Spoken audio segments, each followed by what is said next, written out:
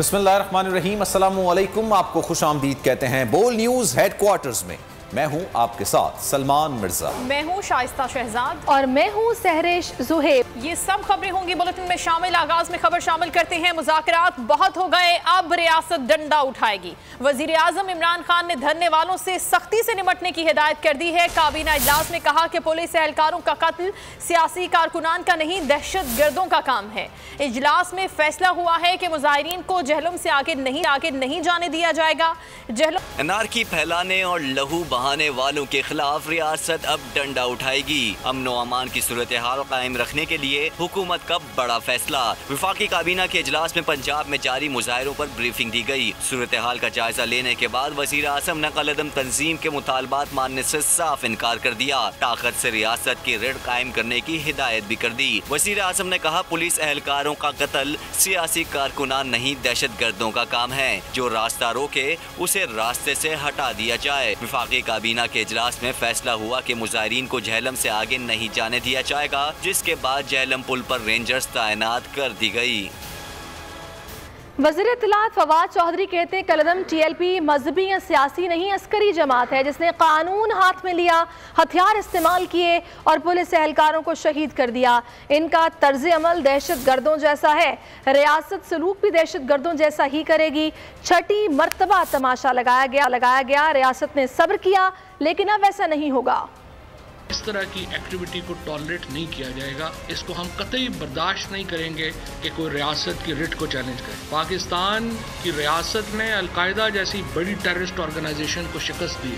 कोई रियासत पाकिस्तान को कमज़ोर समझने की गलती ना करे, और पहले भी जिन्होंने रियासत को कमज़ोर समझने की गलती की उनको बाद में एहसास हुआ कि वो गलत थे। 3 पुलिस वाले शहीद हो चुके हैं 2 दिनों में। अभी भी कुछ देर पहले 27 क्लाशनकोफ बरदार जो हैं वो सादोगी में जो है वो इस तहरीक में शामिल रहे। ये जो तंजीम है इसकी कोई हैसियत नहीं है। ना आप बड़े बड़े टेररिस्ट ऑर्गेनाइजेशंस के मुकाबले में आप उस तरह के आपके पास हथियार नहीं है, आपके पास चीज़ें नहीं हैं, ना ही आप ये समझें कि आप रियासत को ब्लैकमेल कर सकें। किसी माई के लाल की जरूरत नहीं है कि वो पाकिस्तान की रियासत को ब्लैकमेल करे। कालअदम तहरीक लब्बैक है, इसको मिलिटेंट पार्टी के तौर पर ट्रीट किया जाए। इनको हम कतई तौर के ऊपर अब एक सियासी जमात के तौर पर ट्रीट नहीं करेंगे। इंशाअल्लाह ताला जिस तरह से बाकी टेररिस्ट ऑर्गेनाइजेशंस का खात्मा हुआ है, आप देखेंगे कि इनका भी अब आगे मामला जो है उनको उसी तरीके से ट्रीट किया जाएगा। विफाकी हुकूमत ने मुजाहिरीन से अस्करी गिरोह के तौर पर निपटने का फैसला कर लिया है। मुजाहिरीन से निपटने के लिए पंजाब हुकूमत को इंसदाद दहशतगर्दी एक्ट के तहत कार्रवाई के इख्तियार दे दिए गए। पंजाब में 2 माह के लिए रेंजर्स को भी तैनात कर दिया गया। प्रेस कॉन्फ्रेंस में वज़ीर दाखिला शेख रशीद ने कहा कि मजहबी गिरोह जंगजू हो चुका है। ये ऑटोमेटिक हथियारों से पुलिस पर फायरिंग कर रहे हैं। फ्रांस के सफ़ीर पहले ही मुल्क में नहीं है, इसलिए भी एहतजाज का कोई जवाज़ ही नहीं बनता। आवाम को किसी के रहम करम पर नहीं छोड़ सकते। वफाकी वज़ीर दाखिला ने कहा कि वो एक बार फिर मुजाहिरीन से अपील करते हैं कि वापस चले जाएं। IG पंजाब राव सरदार ने कहा है कि कलअदम मजहबी जमात की तरफ से पुलिस पर फायरिंग की जा रही है। 4 पुलिस एहलकार शहीद और 263 जख्मी हो चुके हैं। लाहौर में तर्जुमान पंजाब हुकूमत हसन खावर के हमरा प्रेस कॉन्फ्रेंस में IG पंजाब पुलिस का कहना था कि कलअदम तंजीम ने 2 रोज़ कबल भी पुलिस एहलकारों को जख्मी किया था।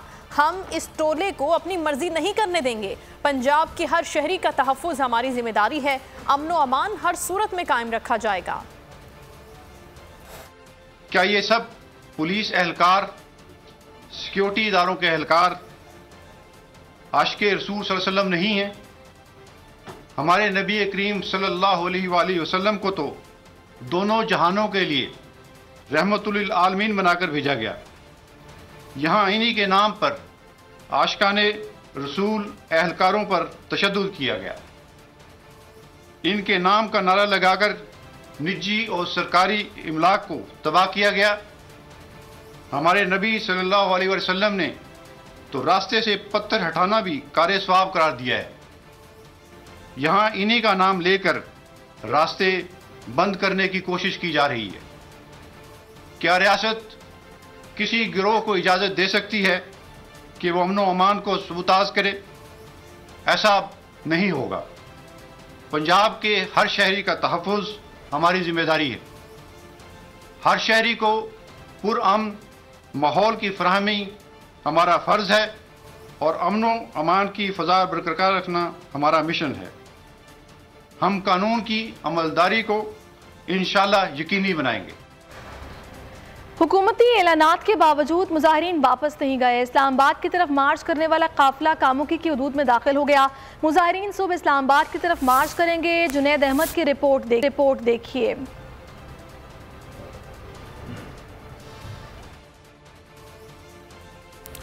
इस्लामी नजरियाती कौंसिल ने फ्रांस के सफीर को निकालने के मुतालबे को गैर शरई करार दे दिया।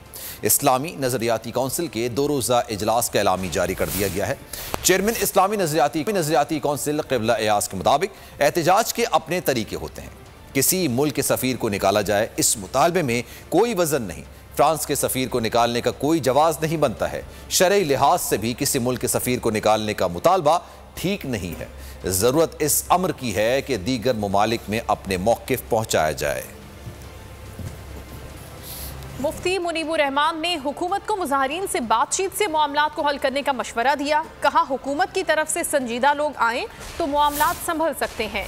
बोल के प्रोग्राम तज्जिया में बात करते हुए कहा कि मुआहिदे में फ्रांसीसी सफ़ीर को निकालने की बात शामिल नहीं।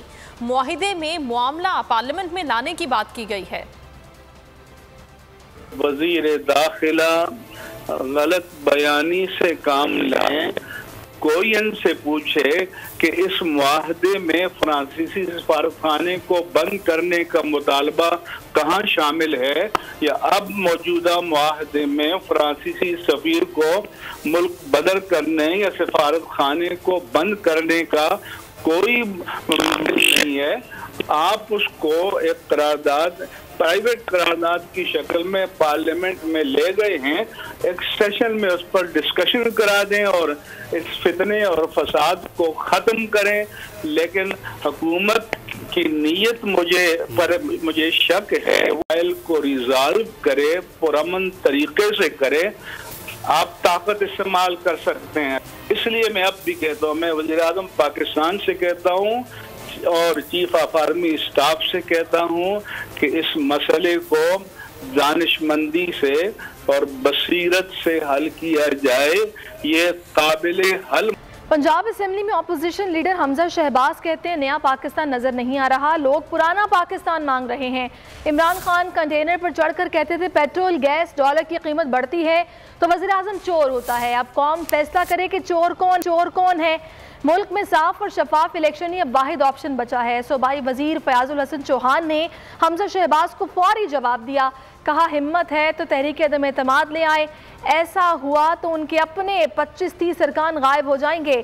उनके दौर में खुशहाली का ये आलम था कि शहबाज शरीफ ने 1200 अरब रुपए का मकरूज सूबा बुजदार साहब को दिया।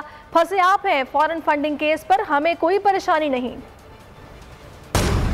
तहरीके अदम एतमाद का जहाँ तक ताल्लुक़ है, ये एक आइनी ऑप्शन है और जब तमाम सियासी जमातों से मुशावरत हो जाएगी तो इंशाल्लाह इस कातिल महंगाई के ख़िलाफ़ जिसने आवाम का जीना दोबर कर दिया है, इसके लिए हम हर ऑप्शन को डिस्कस करेंगे।